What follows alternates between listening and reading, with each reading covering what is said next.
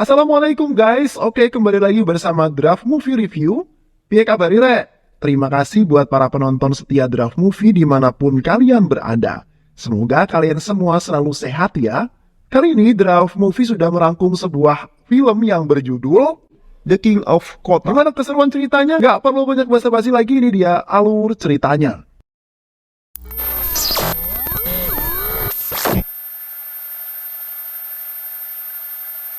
Ini terjadi di sebuah desa yang bernama Kota. Seorang polisi yang bernama Sahul Hasan dengan pangkat inspektur pertama beserta istrinya datang ke kota dengan menggunakan mobil. Mereka asik berbicara di dalam mobil dan ketika akan melewati sebuah jembatan, tiba-tiba muncul pemuda di depan mobil yang mereka kendarai. Sahul memarahi pemuda tersebut. Ketika pemuda itu menghampiri mobil, ia berkata bahwa ia belum makan selama 2 hari. Sahul menghela nafas, mengeluarkan uang dari saku bajunya dan memberikan kepada pemuda tersebut. Cerita berpindah kepada pedagang makanan dan minuman bernama Kalikuti. Kalikuti sedang menggoreng makanan sambil mengomel kepada kucingnya yang sedari tadi ribut, padahal kucing tersebut baru saja minum susu. Sahul meminta istrinya untuk tetap menunggu di mobil. Ia akan membeli makanan untuk dibawa pulang. Kalikuti langsung menebak jika laki-laki tersebut adalah polisi dan mengatakan bahwa ia telah bertemu dengan polisi sepanjang hidupnya. Ketika akan pergi, Sahul bertanya kepada Kalikuti, siapa Kanan Bai? Tidak tahu, katanya pada Sahul. Cerita kemudian berlanjut ketika mereka sampai di rumah. Mereka baru saja selesai makan malam. Ketika terdengar suara pintu yang diketuk, Sahul beranjak untuk membukakan pintu. Ternyata di luar terdapat beberapa orang wanita yang datang untuk bertemu Sahul. Tara mewakili yang lainnya untuk memperkenalkan diri dan dipersilahkan masuk. Akhirnya mereka pun duduk. Tara mulai berbicara mengenai tujuan mereka datang. Tara memperkenalkan diri sebagai seorang pemilik toko buku dan sukarelawan di pusat rehabilitasi Kripa. Pusat rehabilitasi tersebut dipimpin oleh seorang suster. Kemudian Tara menunjukkan beberapa foto pemuda yang keadaannya sangat menyedihkan akibat kecanduan barang haram. Sedangkan di pusat rehabilitasi Kripa, di sana banyak orang-orang yang melakukan rehabilitasi. Barang haram sudah merusak masa depan mereka, tatapan mata yang kosong dan tidak memiliki semangat hidup. Satu-satunya kartel barang haram yang ada di kota yang berada di bawah pimpinan Kanan Bai. Sahul sudah mengetahui hal itu ketika akan dipindahkan ke kota. Tara berharap Sahul dapat mengatasi permasalahan ini. Tara dan teman-temannya sudah berusaha semaksimal mungkin untuk mengatasi permasalahan yang muncul di pusat rehabilitasi Kripa. Suster berharap Sahul akan dapat menyelesaikan masalah ini. Dan ia berkata, ini adalah tugasku sebagai seorang polisi. Sahul yang saat itu sedang membaca berkas menghentikan kegiatannya dan bertanya, apakah kamu Tony? Iya pak, dan saya Janardanan pak. Polisi di belakang Tony berbicara. Sahul meminta berkas yang dibawa oleh Janardanan. Ternyata berkas itu berisi nama-nama orang yang sering membuat masalah di kota. Ini adalah laporan orang yang diminta Sahul sebelum ia datang ke kota. Ada beberapa orang yang belum memberikan tanda tangan, yaitu Pilan, Erilan, Rok, Obal, Monyet, Roni, Poli. Sahul bertanya kepada Tony apa alasannya. Tony dan Janardanan saling tatap. Mereka bingung untuk menjawab pertanyaan Sahul. Mereka adalah Kanan Bai dan tim K-nya. Janardanan mulai menjelaskan kepada Sahul bahwa Kanan Bai meminta mereka datang ke kasinonya. Tony juga mengatakan bahwa kepala polisi sebelumnya bahkan datang menemui Kanan Bai dan tunduk pada Kanan Bai. Di kantor polisi, Sahul berdiskusi dengan Tony. Sahul mengajak mereka untuk menemui Kanan Bai. Sesampainya di kasino milik Kanan Bai, Sahul memerintahkan beberapa anak buahnya untuk menunggu di depan.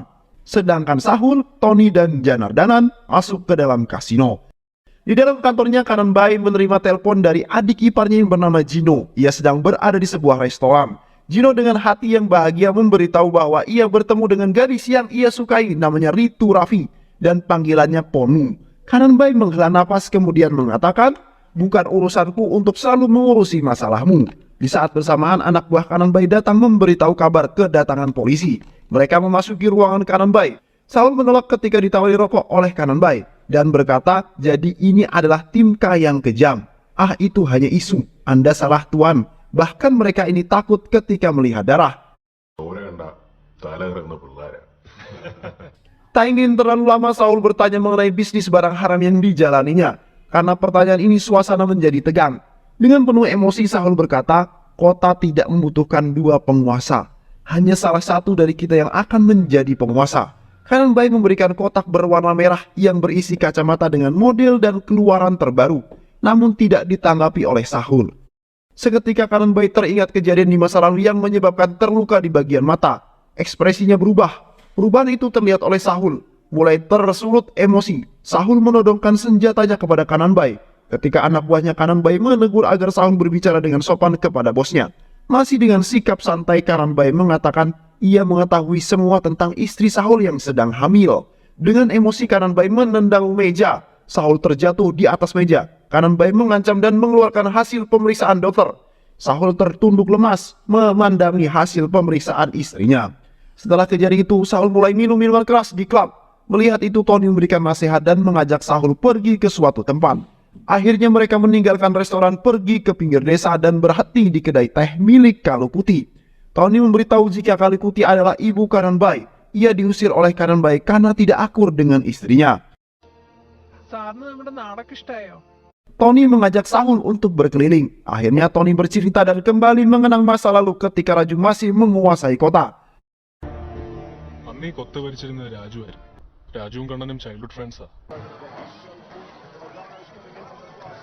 Ada sekelompok orang yang mengedarkan barang haram di kota dan hal itu tidak disukai oleh Raju. Toko bunga hanya dijadikan kamuflase untuk berdagang barang haram. Kemudian di Madras, sebuah keluarga sedang berduka akibat meninggalnya salah satu anggota keluarga mereka yang dibunuh oleh Raju. Raju menjadi satu-satunya penguasa di kota dengan kekayaan yang melimpah. If you work hard, you will get first class. Saat menghadiri karnaval kota, Raju bertemu dengan Tara, seorang gadis manis yang memikat hatinya.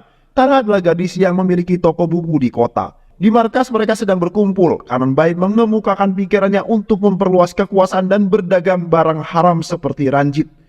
Barang haram adalah sesuatu yang dilarang di kota oleh Raju karena trauma yang dialami Tara saat adiknya meninggal karena barang itu. Raju melakukan apapun untuk Tara. Akan tetapi rasa kecewalah yang Tara berikan kepada Raju. Saat Raju tahu Tara menjalin hubungan dengan laki-laki lain, Raju larut dalam kesedihannya dengan meminum minuman keras dan tidak melakukan apa-apa. Ini mengakibatkan teman-temannya satu persatu meninggalkan dirinya.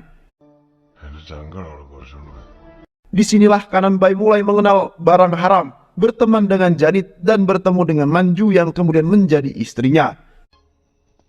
Manju. Kanan Bai pergi membawa paket barang haram melewati terowongan. Ternyata Raju sudah menunggunya di sana. Perkelahian terjadi dan tidak dapat dihindari. Disinilah Kanan Bai mendapatkan luka di pelipis kanannya. Ibu Raju memintanya untuk pergi dari kota. Di tengah-tengah kesendiriannya dan hujan deras, Raju memilih pergi dari kota. Tidak ada yang tahu keberadaan Raju. Hingga suatu hari Sahul memerintahkan kepada Tony untuk mencari keberadaan Raju. Sahul akan mempertemukan Raju dengan Kanan Bai kembali sebagai lawan.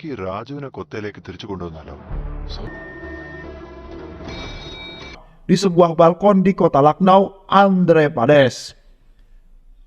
Raju memutuskan untuk kembali ke kota. Pertama kali Raju kembali ke kota, ia langsung berhadapan dengan Gino yang berusaha mencelakai adiknya. Akibatnya tidak terima diputuskan oleh Pono.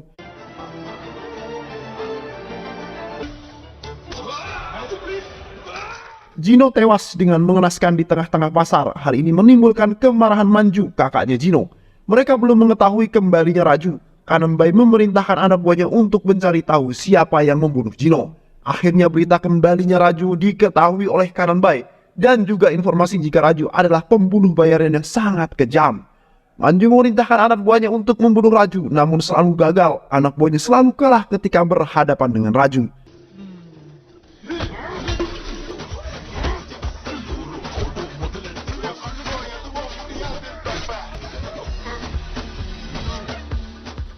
Siang hari di lapangan sepak bola saat Raju sedang menonton pertandingan, Kanan Bai datang mengajak Raju ikut bermain. Kemudian mereka mengenang masa lalu dan berbincang sambil minum minuman keras di hotel tempat Raju menginap. Ini hanyalah sebuah strategi Kanan Bai untuk membunuh Raju. Cooper Leslie menyamar menjadi OB agar bisa masuk ke kamar Raju dan berusaha membunuhnya.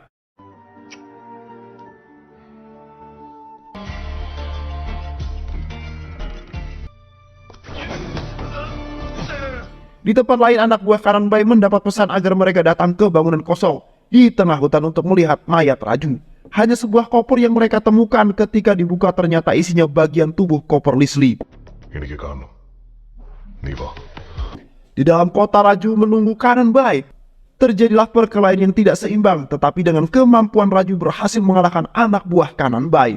Hal ini mendapatkan dukungan dan mengembalikan semangat masyarakat kota yang sudah jengah dengan tingkah laku Kananbai dan anak buahnya yang kejam.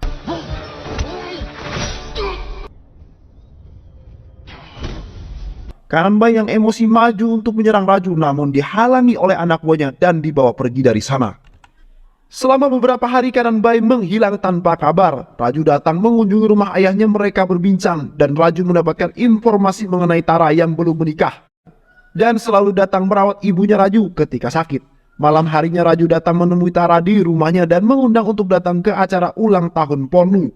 Akan tetapi ia mendapati Tara yang terluka akibat tusukan pisau oleh Kananbai. Di sebuah pelabuhan jasad ayahnya Raju tergantung di galadak kapal. Hal ini kemudian menimbulkan kesedihan bagi Raju. Tony merasa bersalah kepada Raju dan ia marah kepada Sahul karena idenya sahabatnya harus kehilangan ayahnya. Saat pembakaran jenazah ayah Raju, Kalikuti berjanji akan membawa Kananbai untuk Raju. Malam ini juga, malam hari Raju mendatangi rumah Kalikuti. Ketika berada di dalam, ada seorang yang memukul Raju hingga tak sadarkan diri.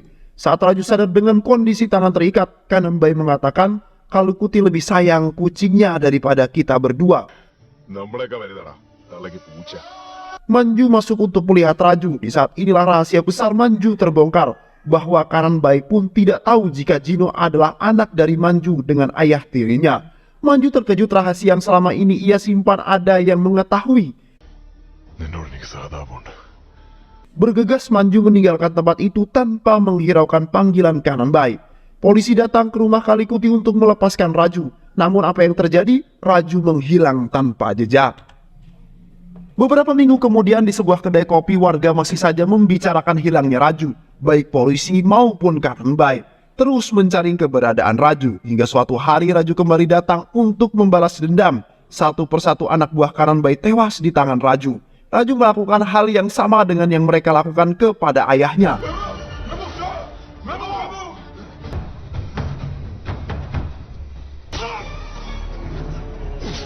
Anak buah Kananbai tergantung di geladak kapal dan menjadi tontonan warga tanpa ada yang berniat membantu. Raju mendatangi Kananbai di markasnya. Satu-satunya anak buah Kananbai yang tersisa ternyata berkhianat dengan ambisinya menjadi penguasa kota dan ingin memiliki Manju. ഇവരെ കൊത്ത മാത്രം പോരാ മഞ്ജുവിനെ വേണോ അത്രേ Akan tetapi Kananbai tidak terkejut dengan pengkhianatan ini karena ia sudah mengetahuinya. Untuk itu ia sudah membentuk tim K yang baru. Terjadilah perkelahian antara mereka dan dimenangkan oleh Raju.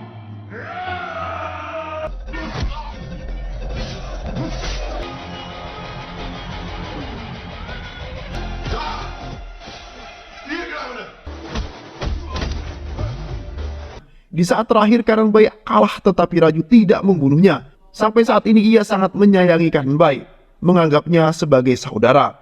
Sonu ternyata adalah putra dari Janit. Ia sudah menunggu lama untuk dapat membalaskan dendamnya. Dan ia adalah penolong Raju saat terluka di rumah Kalikuti. Sonu masuk ke dalam dan menembak Kananbai. Kananbai tergeletak di lantai dan menghembuskan napas terakhirnya di tangan Sonu. Simla 1998, Raju, Tara, dan Ponu hidup bahagia di sebuah perkebunan apel milik Raju. Cerita pun selesai. Terima kasih udah nonton video ini sampai akhir. Semoga kalian semua terhibur. Jangan lupa subscribe, like, comment, and share ya. Pisang habis dimakan kunti. Kunti dilepas banyak maunya. Salam undur diri dari Draft Movie. Dan terima kasih buat penonton semuanya. Draft Movie pamit. Sehat selalu. Wassalamualaikum warahmatullahi wabarakatuh.